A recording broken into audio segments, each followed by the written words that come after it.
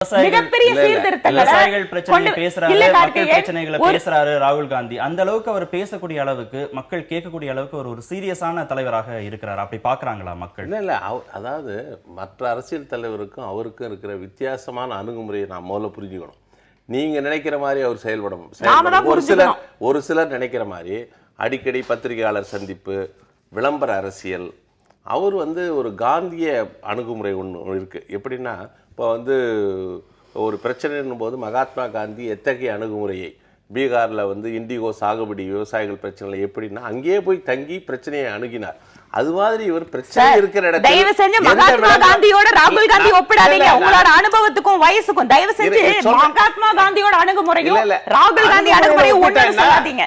நீங்க என்ன அணுகுமுறை? நான் சொல்றதை புரிஞ்சுக்கங்க. நான் சொல்றது ஒரு இண்டிகோ சாகுபடி விவசாயிகள் பிரச்சனையை மகாத்மா காந்தி எப்படி அணுகினாரோ, in the footsteps of Mahatma Gandhi அவருடைய அணுகுமுறையை கையாளுவது அப்படித்தான் நான் சொல்றேன். நீங்க உடனே வேறு விதையில பேசக்கூடாது. அதாவது ராகுல் காந்தி அவர்களுடைய அணுகுமுறை அது. பிரச்சனை எங்க இருக்கோ, உத்தரப்பிரதேசத்துல பெரிய தலித்துகள் தாக்குதல்னா அவர்களோட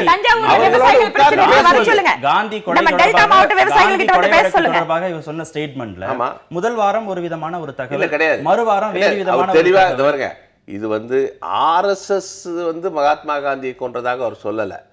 ஆர்எஸ்எஸ் ஆர்எஸ்எஸ் பங்களிப்பு அதில் இருக்கின்றது அமைப்பு ரீதியாக அவர் சொல்லல.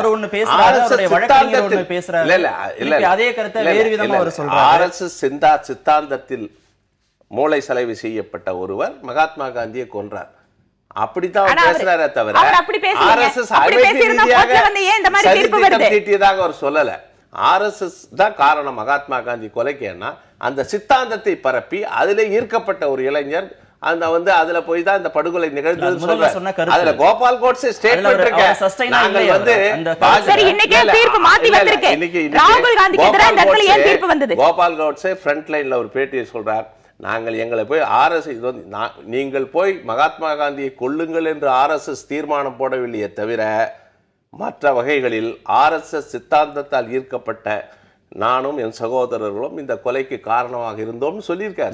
சரிங்க, ஒரு காலத்துல காங்கிரஸ் சித்தாந்தத்துல இருந்த ஒரு நபர் ஒரு செய்யற குற்றச்செயலுக்கு காங்கிரஸ் குற்றம் சாட்டிட்டே இருந்தா ஒத்துக்குவீங்களா? இல்லைங்க, உச்சநீதிமன்றம் நான் சொல்லன்னு சொல்லியாச்சு. கரெக்ட். ஆனா இதே சகோதரர் எத்தனை முறை ராகுல் காந்தி அவர்கள் இந்த ஸ்டேட்மெண்ட்டை சொல்லி கோர்ட்டுக்கு போய் தீர்ப்பு வந்ததுக்கு அப்புறம் இதா இருக்காரு.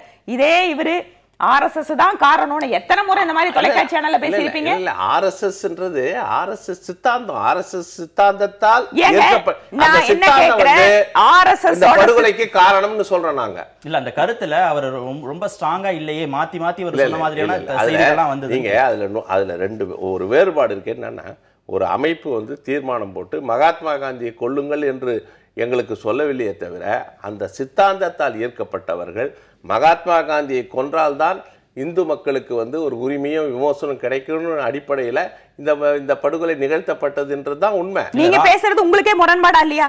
ஒரு ஆர்எஸ்எஸ் ஓட சித்தாந்தத்துல நான் கவரப்பட்டேன்னு தனிப்பட்ட ஒரு ஆள் தானே சொல்லிட்டு செய்யக்கூடிய ஆமாங்க அந்த மாதிரி நச்சு கருத்து. அதாவது ஆர்எஸ்எஸ் என்ன நச்சு கருத்து? கருத்துக்களை பரப்புகிற இயக்கம். அதனால தான் குற்றச்சாட்டு. நீங்க ஆர்எஸ்எஸ் உடைய கருத்து நச்சு கருத்து அப்படின்னு சொல்லும்போது எது நச்சு கருத்து சொல்லுங்க? என்ன மகாத்மா காந்தியுடைய கொலைக்காக இந்து முஸ்லிம் பகைமையை வளர்க்கறதுக்கு சொன்னாங்க நச்சு கருத்து சொல்லுங்க. ஆர்எஸ்எஸ் எந்த இடத்துல இந்து முஸ்லிம்கள் வேறுபடுத்தி பார்க்கணும் இல்ல ரெண்டு வித்தியாசம் குருஜி இஸ்லாமியர்களை இரண்டாம் தர வெளியே போகணும்னு பஞ்சாப் தாட்ஸ்ல இருக்கா இல்லையா? அடுத்த தடவை வரும்போது அவர் கையில இந்த மாதிரி புக் எல்லாம் இல்லாம பேச விடாதீங்க. இவர் பாட்டுக்கு நீங்க பாட்டுக்கு ஒரு கருத்து சொல்லுவீங்களா?